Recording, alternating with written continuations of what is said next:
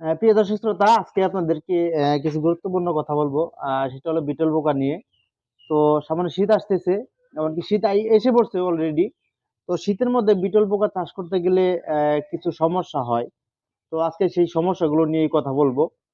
আর আমি এখানে দেখতে পাচ্ছি যে আমার যে মাদার গুলা আছে সেই মাদারের ডিম ডিমগুলো সংগ্রহ করতেছি। তো পাশাপাশি আপনাদেরকে কিছু কথা বলবো বিটল পোকা নিয়ে।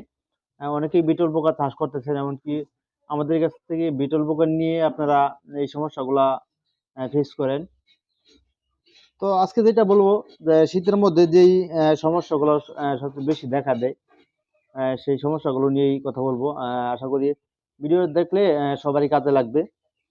তো প্রধান যে সমস্যাটা শীতের মধ্যে, সেটা হলো শীতের মধ্যে আপনার মাদার করতে গেলে একটা সমস্যা হয়, সেটা সময় বেশি লাগে। হ্যাঁ, মাদার হয়, যদি প্রাপ্তবয়স্ক গুলা দেন সেক্ষেত্রে মাদার হয় কিন্তু সময় বেশি লাগে। সেক্ষেত্রে অনেকে ভাবে যে এই লার্ভাগুলা দিছে কেউ, সেগুলো হয়তো বা বয়স কম তার জন্য হচ্ছে না। তো এটা নতুনরা অনেকেই জানে না। যারা আগে থেকে চাষ করে তারা অনেকেই জানে, অথবা তারপরে তারাও অনেকেই জানে না, কারণ শীতের মধ্যে এরকম ভাবে চাষ করে নাই তারা। তো মাদার গুলো হয়তো একটু সময় বেশি লাগে শীতের মধ্যে, যারা কাপে দেন আর কি।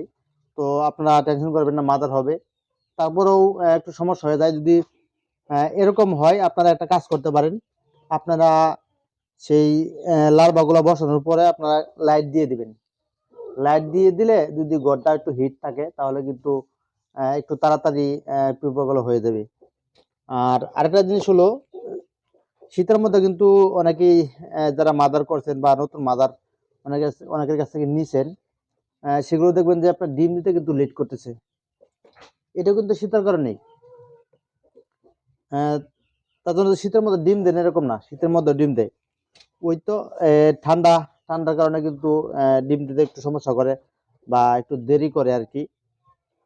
তো আপনারা যদি শীতের মধ্যে আপনারা যদি লাইট দিতে পারেন খামারে, যেখানে বিটল পোকাগুলো রাখেন, তাহলে আমি মনে করি যে ওইখানে কিন্তু বিটল পোকা ডিম দিবে, এমনকি উৎপাদন হবে শীতের মধ্যেও। তো এগুলো হলো বড় সমস্যা আর কি। শীতের মধ্যে বিটল পোকা যারা চাষ করতেছেন এই সমস্যাগুলো সবচেয়ে বেশি হয়ে থাকে। আর একটা জিনিস ছিল, অনেকে বিটল পোকা লার্ভা বড় হচ্ছে না। তো আপনারা ডিম দেওয়ার পরে আপনারা বলেন যে লার্ভাগুলো বড় হয় না। এটা বড় হয় না, এটার কারণ হলো আমি বলি, বাচ্চাগুলো ছোট সময় কিন্তু খাবারটা একটু কম খায়। তার কারণে কিন্তু একটু বড় কম হয়।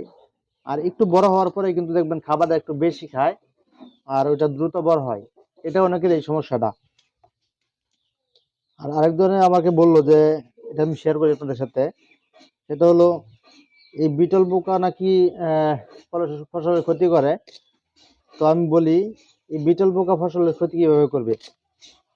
আপনার বিটল পোকা লার্ভাগুলা আপনারা যদি আপনারা দেখেন, বুসি ছাড়া যদি বলের ভিতরে রাখেন বা একটা ট্রের ভিতরে রাখেন, এগুলো কিন্তু মারা যায় বুসি না থাকলে। কারণ ওগুলো একসাথে থাকলে ওই শরীরে যে কষ্টটা আছে বা পানি জাতীয় একটা আছে, ওইটা বেশি হইলে মানে বলের ভিতরে রাখলে বলের ভিতর পানির মতো ছাইরা ওইটা কিন্তু ওইখানে দেখা যায় মারা যায় বিটল পোকা। আর এগুলো বাইরের দিকে গেলে কিন্তু, এখন যে শীতের মধ্যে ধরেন যে কুয়াশা পড়ে, ওই পানিতেই কিন্তু বিটল পোকা মারা যাবে।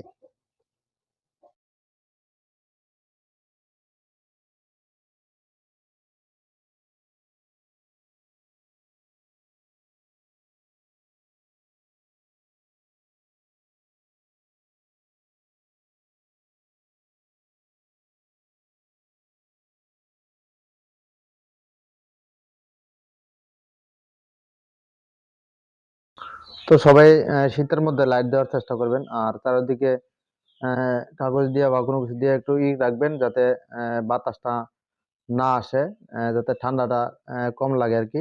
তাহলে কিন্তু প্রোডাকশন আপনাদের শীতে যেরকম হয় গরমে ওইরকমই হবে। তো যাই হোক, আজকে আপনাদেরকে সমস্যাগুলা বলার চেষ্টা করলাম। ইনশাল্লাহ সামনে আরো কিছু ভিডিও নিয়ে আসবো, যাতে আপনারা অনেক কিছু শিখতে পারেন।